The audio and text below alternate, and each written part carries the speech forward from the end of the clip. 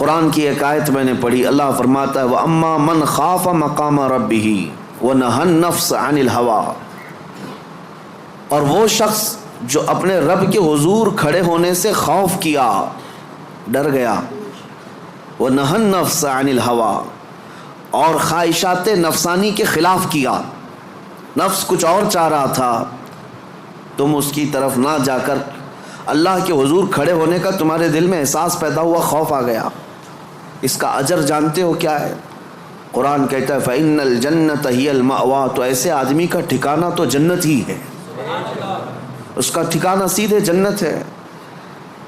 خواہشات نفسانیہ یہ ہر ایک کو دی گئی ہیں، یہ انسان کے ساتھ ساتھ چل رہی ہیں، اسی سے جنگ ہماری پوری کنٹینیو موت تک چلتی رہتی ہے۔ دنیا میں دوست بھی بنتے ہیں، دشمن بھی بنتے ہیں، دوست چھوٹ سکتے ہیں اور دشمن ختم بھی ہو سکتے ہیں، لیکن تمہارا نفس تمہاری موت تک ساتھ رہتا ہے، ہر گھڑی ساتھ رہتا ہے۔ وہ نفس ہمارے ساتھ ہے جس نے شیطان کو بھی گمراہ کیا۔ آپ سوچ سکتے ہیں ہر برے کام میں ہم یہ کہتے ہیں کہ شیطان نے بہکا دیا، شیطان نے بہکا دیا، یہی کہتے ہیں، نماز نہیں پڑھے شیطان ورغلایا، بہکایا، صبح نماز میں نہیں آئے شیطان سلا دیا۔ مجھے یہ بتاؤ آدم علیہ السلام کو سجدہ کرنے سے جو شیطان نے انکار کیا اس کو کس نے منع کیا؟ ساری دنیا کو شیطان بہکاتا ہے تو شیطان کو کون بہکایا؟ تو محدثین فرماتے ہیں یہ نفس امارہ ہے جو ہر ایک کے ساتھ ہے، یہ شیطان کو بھی ہرا سکتا ہے، وہ شیطان کو بھی شکست دیتا ہے، وہ سب کے ساتھ ہے، وہ سب کے ساتھ ہے۔ اس نفس کو، اس خواہشات کو اگر کوئی چیز دنیا میں کنٹرول کر سکتی ہے تو صرف ذکر اللہ ہے، اللہ کا ذکر اسے قابو میں رکھ سکتا ہے۔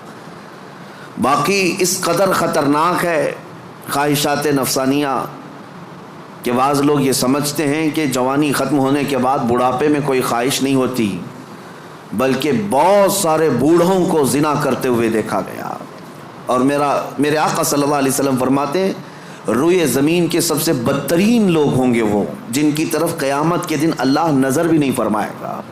کچھ لوگوں کے بارے میں حدیث میں ہے قیامت کے دن رب تعالیٰ ان کی طرف نظر بھی نہیں فرمائے گا۔ یہ کون لوگ ہیں جو بڑھاپے میں بھی جا کر گناہ نہ چھوڑ سکے؟ اور وہ کون سے بوڑھے ہیں جو بڑھاپے میں بھی نہیں چھوٹ سکے ان سے گناہ؟ یہ وہی لوگ ہیں جو خواہشات نفسانی کے غلام تھے۔ مولا علی کرم اللہ وجہہ الکریم فرماتے ہیں اللہ نے ہر ایک کے ساتھ نفس بھی دیا، عقل بھی دیا۔ نفس کیا ہے؟ تمہارے خواہشات، اور عقل تمہیں فیصلہ کر کے بتاتی ہے۔ لیکن حضرت علی کرم اللہ وجہہ الکریم فرماتے ہیں جس کا نفس عقل پر غالب آ گیا اس آدمی سے زندگی میں کبھی خیر نہیں ہوگی، وہ کوئی صحیح فیصلہ نہیں لے سکے گا۔ جس کا نفس اس کی عقل پر غالب آ گیا، اور جس نے اپنے نفس کو ہرا دیا، شکست دیا، تو اس کی عقل اتنی پاورفل ہوتی ہے کہ وہ ہزاروں کو زیر و زبر کر سکتا ہے اور دنیا کے بڑے فیصلے لے سکتا ہے۔ جس نے اپنے نفس کو کنٹرول میں رکھا، اپنے خواہشات کو اپنے تابع رکھا، خود اس کا غلام نہیں بنا۔ میرے عزیزو، قرآن کی ایک آیت میں آپ کو بتاتا ہوں، کتنا بڑا لفظ اللہ تعالیٰ نے قرآن میں فرمایا، توجہ کتنا بڑا لفظ ہے یہ، ارأیت من اتخذ الہہ ہوا، اے محبوب کیا آپ نے نہیں دیکھا کچھ لوگ ایسے ہیں جنہوں نے اپنی خواہشات کو اپنا خدا بنا لیا۔ معبود، الہ کا مطلب ہے معبود، جس کی عبادت کی جائے اس کو کیا کہتے ہیں؟ معبود۔ اور قرآن کہتا ہے کچھ لوگ ایسے ہیں جنہوں نے اپنے نفس کو، اپنی خواہشات کو اپنا معبود بنا لیا۔ یہ قرآن کی آیت ہے، 2 جگہ آئی ہے۔ اب اتنا بڑا لفظ نفس کے لیے اللہ فرما رہا ہے کہ کئی لوگوں نے اس کو بت بنا لیا، اپنا معبود بنا لیا۔ کیوں؟ اس لیے کہ یہ وہی کرتے ہیں جو ان کا نفس چاہتا ہے، تو گویا کہ اس کی عبادت کر رہے ہیں، خواہشات کی پیروی کر رہے ہیں۔ نفس صبح اٹھا، گناہ کی طرف کھینچا، آپ چل پڑے، گویا کہ اس کی عبادت میں لگے ہوئے ہیں۔ کبھی تو اسے شکست دو، کبھی تو اسے ہراؤ۔ رات کے وقت گناہوں کے اڈوں پر جانے کی جیسی خواہش ہوتی ہے، کیا اپنے آپ کو مارتے ہو؟ میں تمہیں بتاؤں، خواہشات تو بہت دور کی بات ہے، گناہوں کی خواہشات بہت دور کی بات ہے۔ سیدنا ابو بکر شبلی رحمۃ اللہ تعالیٰ علیہ سلسلہ قادریہ کے بڑے مشہور بزرگ ہیں، جن کے نام سے ہم شجرے میں پڑھتے ہیں بہر شبلی شیر حق دنیا کے کتوں سے بچا۔ وہ حضرت ابو بکر شبلی جب رات کے وقت عبادت کے لیے آتے تھے تو اپنی آنکھوں میں نمک کا سرما لگاتے تھے۔ کیوں؟ صرف اس لیے کہ نیند اگر آئی تو گویا کہ میں اپنی خواہش کا غلام ہو گیا، اپنے رب کا نہیں۔ عبادت اس کی ہو رہی ہے اور میں خواہش کے پیچھے چل رہا ہوں، حالانکہ نیند جو ہے یہ فطری چیز ہے، کسی کو کہیں پہ بھی آ جاتی ہے۔ اولیاء کاملین تو اس سے بھی اپنے آپ کو بچاتے تھے کہ وہ آنکھوں میں نمک پھیر لیتے تھے جس سے آنکھوں میں خون نکل آتا تھا۔ لوگ کہتے بھی تھے تو کہتے کہ اگر اللہ کی عبادت کے دوران اونگ آتی ہے، جھپکی آتی ہے، تو ان آنکھوں کی سزا یہی ہے کہ انہیں نمک لگا دیا جائے۔ اور حضرت شاہ مینا رحمۃ اللہ علیہ لکھنؤ میں آرام فرما ہے، حضرت شاہ مینا، ان کا حال تو یہ تھا کہ جب رات کو عبادت کے لیے کھڑے ہوتے تو ایک اونچی دیوار پر وہاں کھڑے ہو کر نماز پڑھتے، ادھر بھی کھائی ہے ادھر بھی کھائی ہے، کھڑے رہتے۔ لوگ کہتے کہ نماز پڑھنے کے لیے اتنی جگہ ہے، اس دیوار پر کیوں جا کر نماز پڑھتے ہیں؟ حضرت شاہ مینا فرماتے تاکہ میں ہمیشہ اللہ کی عبادت میں مصروف رہوں، اگر نیند آئی تو میرا جسم دیوار سے نیچے آ سکتا ہے اور اس جسم کو وہی سزا ملنی چاہیے جو اپنے رب سے غافل ہوتا ہو۔ نفس کے خلاف وہ اولیاء جنگ کرتے رہے، لڑتے رہے۔ سب سے بڑی خطرناک چیز آج ہمارے ساتھ جو چل رہی وہ ہمارے خواہشات ہیں، اور میرے آقا صلی اللہ علیہ وسلم ارشاد فرماتے ہیں لا یؤمن احدکم حتی یکون ہواہ تبعا لما جئت بہ، تم میں سے اس وقت تک کوئی مومن نہیں ہو سکتا جب تک اپنی خواہشات کو میری مرضی کے حوالے نہیں کرے گا۔ تم ویسا جب تک نہیں کرو گے جیسا رسول اللہ چاہیں تب تک تم مومن نہیں ہو۔ تم وہ کرتے ہو جیسا تم چاہتے ہو، تمہاری مرضی، تمہاری خوشی، تمہیں جو اچھا لگا وہ کرنے لگے۔ یہ مومن کامل کی علامت نہیں۔ مومن کامل وہ ہے جو اپنی زندگی میں وہ کرے جو رسول پسند کرے، ان کی مرضی کے مطابق۔ میرے عزیزو، خواہشات یہ لامتناہی سلسلہ ہے، نہ ختم ہونے والا سلسلہ ہے۔ کسی بھی خواہش کا کوئی اینڈ نہیں ہے، کر کے دیکھ لو۔ تمہیں اگر دولت کی خواہش پریشان کرتی ہے تو کماؤ کماؤ کماؤ، کہاں تک جاؤ گے؟ کبھی بھی پیٹ نہیں بھر سکتا۔ نبی پاک صلی اللہ علیہ وسلم ارشاد فرماتے ہیں قبر کی مٹی ہی اس کا پیٹ بھر سکتی ہے۔ کسی بھی خواہش کا اینڈ نہیں ہے دنیا میں، جو خواہشات ہیں۔ مال کی خواہش، میں یہ نہیں کہہ رہا کہ کسی کو مال کمانا ہی نہیں چاہیے، ارے میاں زندگی گزارنے کے لیے ہر ایک کو کمانا ہے، ہر ایک کو کمانا ہے، لیکن میں جس چیز کی مذمت کر رہا ہوں غلام بن کر کے پیچھے بھاگنا۔ جیسے فارسی میں کہا گیا ہے خوردن برائے زندگی اس نہ کہ زندگی برائے خوردن۔ کھانا جو ہے تمہاری زندگی کے لیے ہے، پوری زندگی کھانے کے لیے نہیں ہے۔ فرق دونوں میں سمجھ رہے آپ؟ مال تمہاری زندگی گزارنے کے لیے ضروری ہے، لیکن پوری زندگی مال کے لیے نہیں ہے۔ لیکن خواہشات کبھی ختم نہیں ہوتی۔ شہوت کی خواہشات، نفس جیسے جنسی عمل کے ذریعے سے اپنے جسم کو سکون پہنچانے کی کوشش کرتا ہے، وہ خواہشات بھی کبھی ختم نہیں ہوتی، کبھی ختم نہیں ہوتی۔ اگر اس نے اپنے اس گھوڑے کو، نفس کے گھوڑے کو آزاد چھوڑ دیا تو وہ کہیں پر بھی اس کی خواہشات جا کر رکتی نہیں۔ نہ وہ ایک عورت پر صبر کر سکتا ہے، نہ 10 عورتوں پر، نہ 100 عورتوں پر۔ اگر اس نے اپنے خواہشات کے اس گھوڑے کی لگام نہیں پکڑی تو کہیں اینڈ نہیں ہے اس کا، کہیں اینڈ نہیں ہے۔ مرنے کے وقت بھی یہ خواہشات اسے گناہ کی طرف لے جا سکتی ہیں۔ یہ شرمگاہ کی خواہشات اور زبان کی جو خواہشات ہیں، چٹکارا جس کو کہتے ہیں، لذت، اس کا بھی کوئی اینڈ نہیں۔ میں نے ایک ایسے صاحب کو بھی دیکھا، ان کے بیٹے میرے ساتھی تھے، وہ تو مذاق میں کہتے تھے کہ ان کے باپ ICU میں تھے، جس دن ان کا انتقال ہونا تھا اس دن بھی وہ بریانی منگوا رہے تھے ICU میں۔ تو یہ تو ایک نارمل سی بات تھی، ہنس کر کے وہ کہہ رہے تھے، لیکن وجہ یہ تھی کہ وہ ایڈکٹ تھے بریانی کی۔ کھانے کے، گوشت کے، تو ایک لمٹ ہوتی ہے کسی آدمی کی، لیکن اگر اس نے خواہشات کو آزاد چھوڑا تو وہ کہیں پر بھی جا کر نہیں رک سکتا، نہ آئی سی یو، نہ آپریشن، نہ کوئی چیز، اسے کوئی چیز نہیں روک سکتی سوائے موت کے۔ موت آنے تک وہ اپنی خواہشات میں ڈوبا رہے گا، ڈوبا رہے گا۔ خواہشات ایک سمندر ہے، وہ ختم نہیں ہوتا کبھی، اسی لیے میرے عزیزوں جتنا کم ہو سکے سمیٹ لو اپنے آپ کو۔ دنیا تمہیں ہاتھ پاؤں مارنے سے کتنی مل سکتی ہے، کتنی مل سکتی ہے مجھے بتاؤ؟ تم زیادہ سے زیادہ کس قدر اپنے آپ کو دنیا میں خوش رکھ سکتے ہو ان خواہشات کو پورا کر کے؟ کبھی نہیں۔ گناہوں میں یہ تمہیں ایسا برباد کر کے رکھیں گے خواہشات کہ تمہارے جسم مفلوج ہو جائیں گے، ایک دن موت کا وقت آئے گا، سارے درد تمہارے نکل رہے ہوں گے، دنیا سے جا رہے ہوں گے لیکن ہزاروں داغ چھوڑ کر جا رہے ہوں گے زمین پر، اور اسی زمین میں دفن ہونا ہے۔ اس لیے اللہ نے قرآن میں فرمایا اپنے رسول سے، اے محبوب کیا آپ نے نہیں دیکھا کچھ لوگ وہ ہیں جو اپنے خواہشات کو اپنا معبود بنا لیا ہے، اپنا خدا بنا لیا ہے، اس کی پیروی کرتے ہیں۔ اب کرنا کیا چاہیے؟ ان خواہشات کا قتل جتنا ہو سکے اس کے خلاف جانا ہوگا۔ ظاہر سی بات ہے یہ رات کے وقت ذکر کی طبیعت کس کی چاہتی ہے؟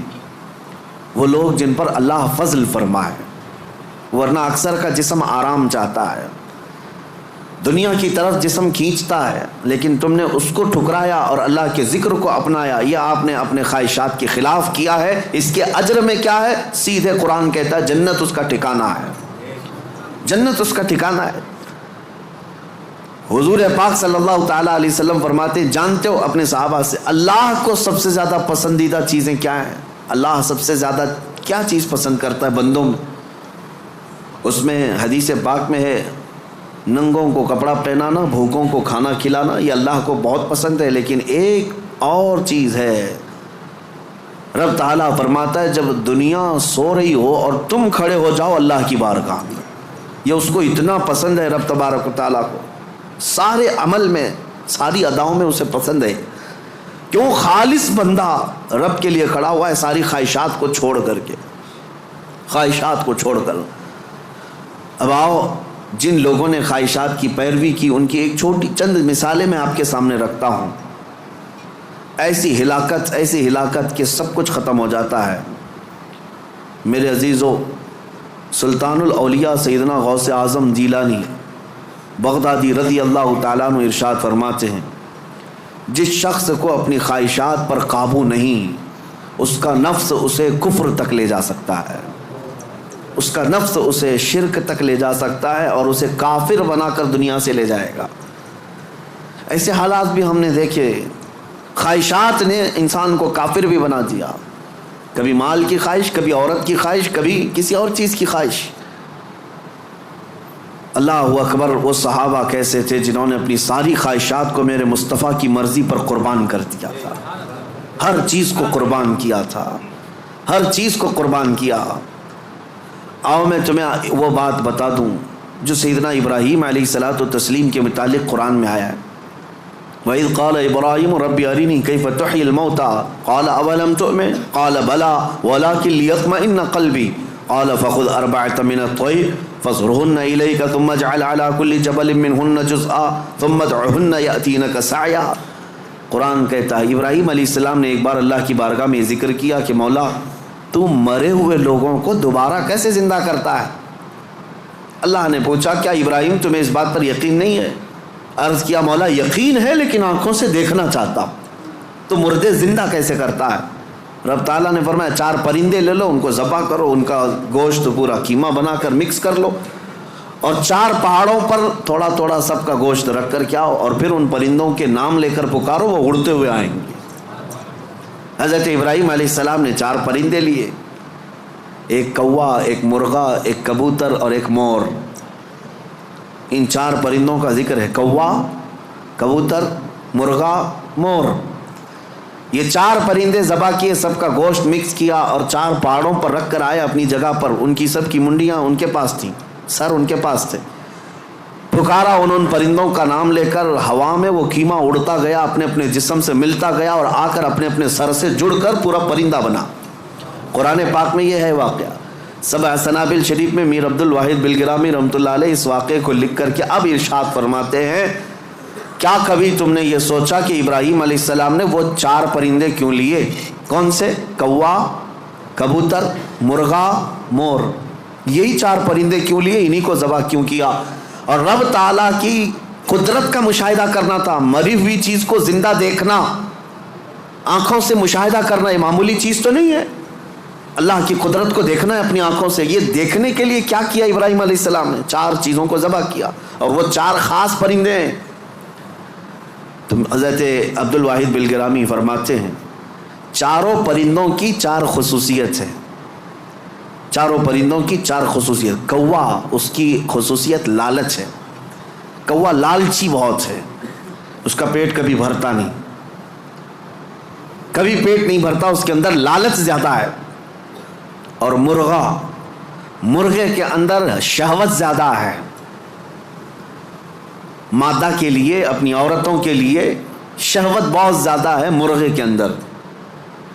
اور تیسرا کبوتر، کبوتر کے اندر دوستی کرنے کی عادت بہت ہے. سارے پرندوں میں جلدی دوستی یہی کرتا ہے، جلدی مانوس ہوتا ہے، فرینڈ بنانا یہ کبوتر کی عادت ہے. چوتھا مور، مور کو اپنی خوبصورتی دکھانے کی خواہش بہت زیادہ ہے، نمائش دکھاوے کی عادت اس کو بہت زیادہ ہے. جب 4 لوگ کھڑے ہوں گے اپنے پر کھول کر کے ناچتا رہے گا، اس کی خوبصورتی دیکھو. اب حضرت میر عبد الواحد فرماتے ہیں 4 پرندوں کی خصوصیتیں پتہ ہے؟ کوے کی لالچ، مرغے کی شہوت، کبوتر کی دوستی اور مور کی نمائش. فرماتے ہیں حقیقت میں ابراہیم علیہ السلام نے جانوروں کو ذبح نہیں کیا، ان کے اندر موجود بری عادتوں کو ذبح کیا.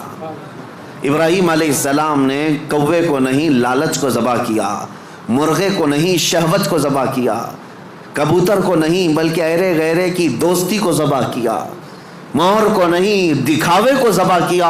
اور جب بندہ یہ 4 بری عادتوں کو ذبح کرتا ہے مولا اس کو اپنی قدرت کے مشاہدے کراتا ہے. رب تبارک و تعالیٰ کی قدرت کے وہ مناظر دیکھ سکتا ہے. مردوں کو زندہ کیسے کیا جاتا ہے یہ دکھایا جائے گا. اس آیت میں ایک بہت بڑی عبرت کی بات ہے کہ اللہ کے نبی کو یہ حکم دیا گیا. اس طرح میرے عزیزو اگر ہمارے اندر موجود یہ خواہشات، یہ سب کا تعلق خواہشات سے، لالچ، شہوت، دوستی اور ریاکاری، سب کا تعلق نفس سے ہے. یہ سب کا تعلق نفس سے ہے. لالچ کو ختم کر لو، شہوت کو ختم کر لو، کنٹرول میں رکھو. اور دوستی کے لیے بہت سارے لوگوں کو برا لگ رہا ہوگا کیا دوست نہیں بنانا چاہیے؟ یقیناً دوست بناؤ. میں آپ کا دوست ہوں، آپ میرے دوست ہیں. یہ دوستی کس بنیاد پر ہماری بنی ہے؟ صرف اور صرف اللہ اس کے رسول کی بنیاد پر.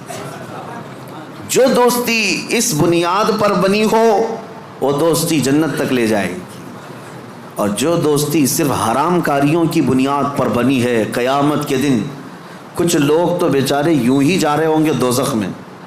وہ کچھ کیے نہیں تھے، وہ یوں ہی جا رہے تھے. کیوں؟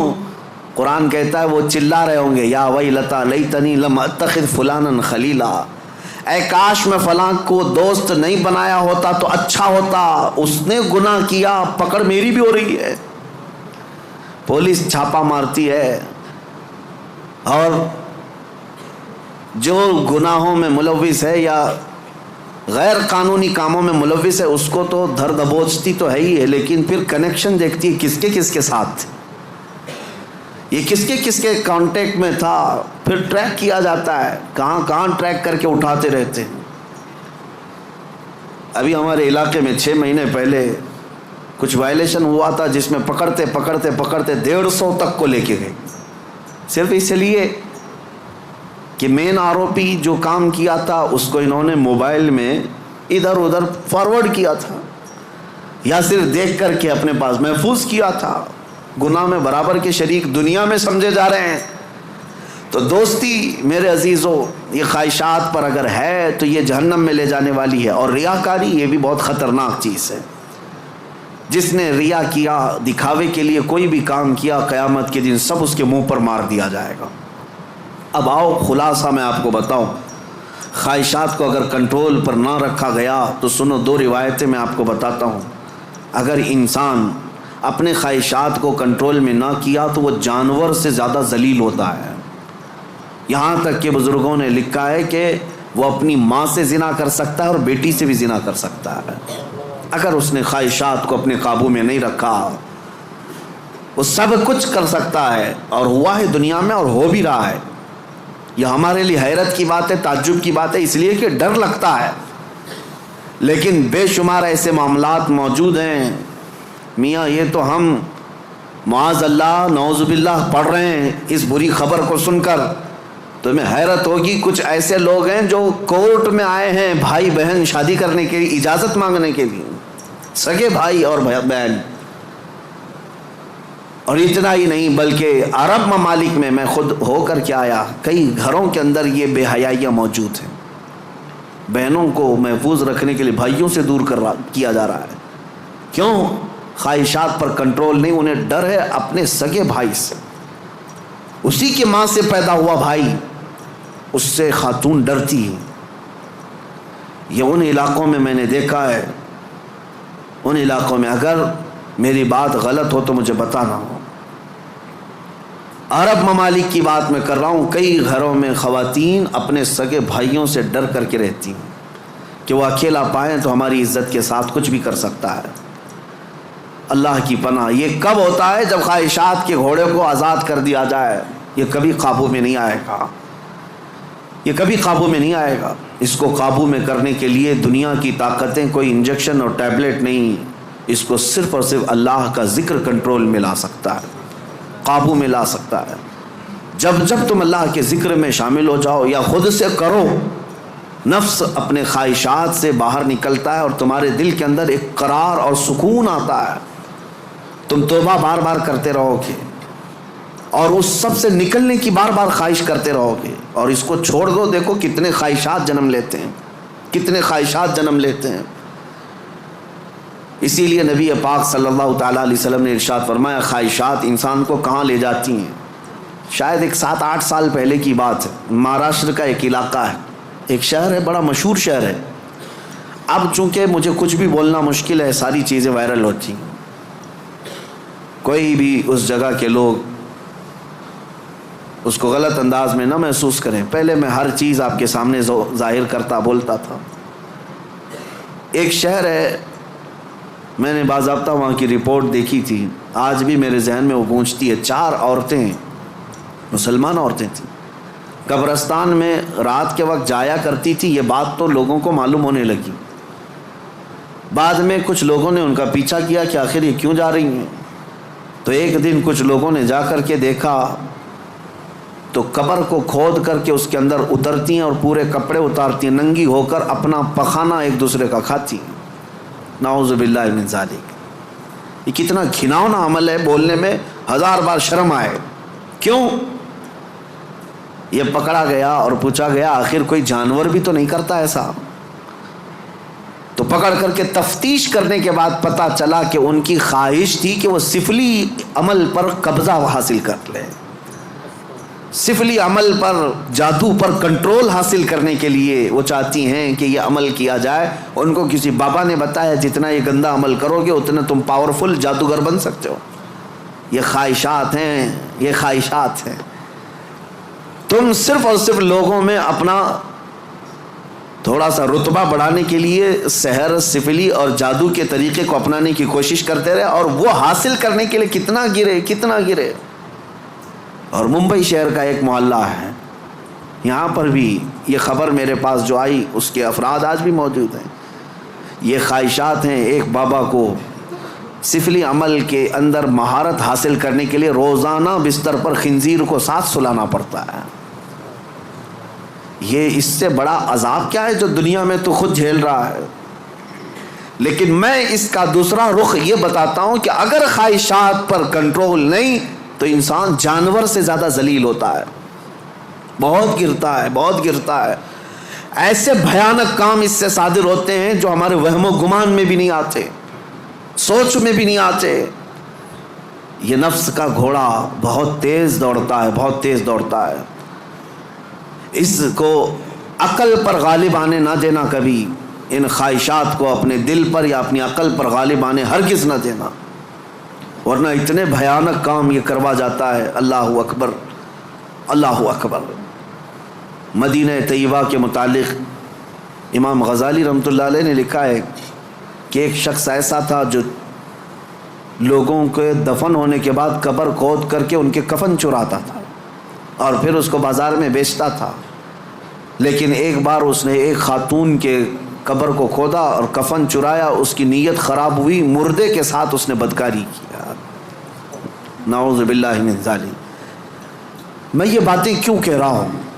یہ گناہ ضرور ہیں، بولنے میں مجھے بھی جھجک تو آ رہی ہے، دیکھیں جھریاں آ رہی ہیں جسم کے اندر، رونگٹے کھڑے ہو رہے ہیں، لیکن صرف اس لیے بتا رہا ہوں کہ ہم ایک مردے کو دیکھ کر کے سسک جاتے ہیں، سہم جاتے ہیں کہ کسی کی موت پر انسان کا جسم بے قابو رہتا ہے، غمگین رہتا ہے، لیکن اگر ان حالات میں بھی موت کے بعد یا قبرستان میں جانے کے بعد بھی کوئی انسان ایسا کر سکتا ہو کہ قبر کو کھود کر کے اس کو ننگا کر دے مردے کو اور پھر اس کے ساتھ بدکاری کرے، یہ کون سی چیز وہاں تک لائی اس کو؟ یہ خواہشات، یہ وہ نفس امارہ، نفسانی خواہشات۔ اسی لیے مولا علی کرم اللہ وجہہ الکریم نے فرمایا جس کے خواہشات، جس کا نفس اس کے عقل پر غالب آ گیا، زندگی بھر اس سے کوئی خیر ثابت صادر نہیں ہوگا، کوئی اچھا کام اس سے نہیں نکل پائے گا۔ اپنی عقل پر ان خواہشات کو غالب آنے ہرگز مت دینا۔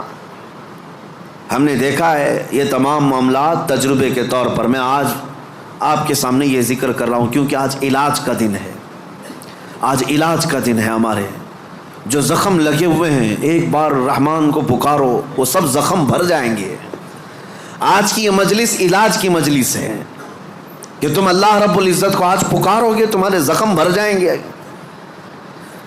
اور اسی لیے میں بارہا کہتا بھی ہوں ذکر کی مجالس میں شرکت کرو، یہ اتنا تمہیں پاورفل بنا دیں گے، اتنا پاورفل کہ گناہوں سے خود بخود تمہیں نفرت پیدا ہو جائے، خواہشات پر کنٹرول تمہارا خود کا حاصل ہو جائے۔ ورنہ میں چیلنج کے ساتھ کہتا ہوں جاؤ دنیا میں گھوم پھر کر کے آنا، بڑے سے بڑے ڈاکٹر کے پاس وزٹ کر کے آؤ، بڑے سے بڑے حکیم کے پاس جا کر کے آؤ، کسی بڑے سائیکسٹرسٹ کے پاس جا کر کے آؤ، نفس کے متعلق اس سے کوئی علاج لے کر کے آؤ کہ میرا کنٹرول نہیں ہے، آپ مجھے کوئی گولی دے دو، کوئی معجون دے دو، کوئی انجیکشن دے دو، ہو سکتا ہے تمہیں نیند کی گولی تو دے دے، ہو سکتا ہے تمہیں وہ مکمل ختم کرنے کی دوا تو دے دے، لیکن تمہارے کنٹرول، خواہشات کو کنٹرول کرنے کی کوئی دوا ہی نہیں دے سکتے۔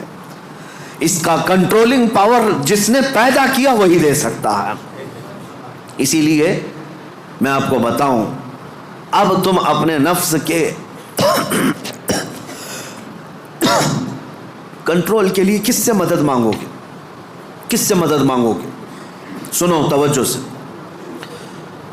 اعوذ باللہ من الشیطان الرجیم پڑھتے ہیں آپ، اعوذ باللہ من الشیطان الرجیم، جس کا مطلب کیا ہے؟ میں اللہ کی پناہ مانگتا ہوں شیطان مردود سے، کہ اللہ مجھے بچا لے، کس سے؟ شیطان مردود سے مجھے بچا لے۔ یا آپ کس سے پناہ مانگ رہے؟ کس کی بارگاہ میں پناہ مانگ رہے ہیں؟ اللہ کی بارگاہ میں، کہ مولا تو مجھے پناہ دے دے۔ اس کے متعلق حکیم احمد یار خان نعیمی رحمۃ اللہ علیہ فرماتے ہیں، اس کی مثال یوں سمجھو، جیسے کسی کے ہاں آپ ملنے کے لیے گئے، اس نے گھر کے باہر کتا پال رکھا ہو حفاظت کے لیے یا کسی کام کے لیے، دشمنوں کے لیے یا کسی بھی غرض کے لیے کتا پال رکھا ہو، اور آپ گئے گھر کے باہر کھڑے، کتا بھونکنا شروع کر دیا، دروازے میں جا ہی نہیں پا رہے، آپ اس کتے کو کنٹرول کیسے کرو گے؟ آپ اپنے دوست کے گھر اندر جا رہے ہیں لیکن کتا باہر ہے، کتا جیسی قریب جاتے ہو بھونکتا ہے، اب آپ دروازے کے اندر جانا چاہتے ہیں تو اس کتے پر کنٹرول کیسے پاؤ گے؟ رسی ڈالو گے اسے، پتھر مارو گے، جتنا مارو گے اتنا اچھل کود کرے گا۔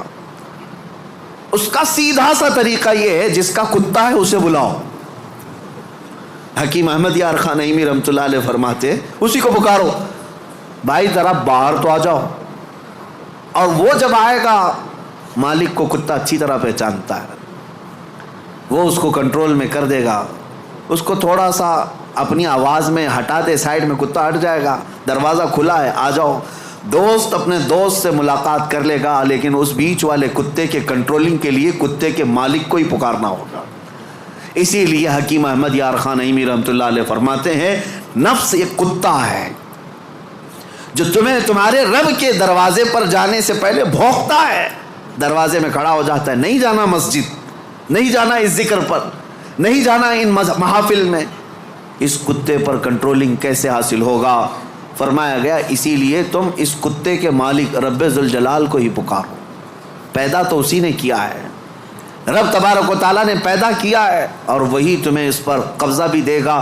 اسی کے متعلق فرمایا گیا اللہ نے پہلے ہی قرآن پڑھنے سے پہلے حکم کیا دیا، یہ پڑھو اعوذ باللہ من الشیطان الرجیم، میں اللہ کی پناہ مانگتا ہوں شیطان مردود سے۔ آج ہم اسی لیے اس مسجد میں آئے بھی ہیں۔ میں نے نفس کے متعلق جو باتیں ذکر کی، یقیناً نفس نے بہتوں کو اندھا کر دیا، بہتوں کو برباد کیا، بہتوں کو گمراہ کیا، کئی کو کافر کیا۔ جو کفار و مشرکین ہیں نا، وہ صرف نفس کی سنتے ہیں، اگر حقیقت میں وہ تمام مشاہد اور مناظر میرے رب ذوالجلال کی قدرت کے نفس کو چھوڑ کر کے دیکھتے تو ایمان ضرور لاتے، ایمان ضرور لاتے۔ وہ نفس کی پیروی کر رہے ہیں اور نفس کی خواہشات لوگوں کو کافر بنائے رکھی ہے، وہ نہیں آ پاتے اس طرف۔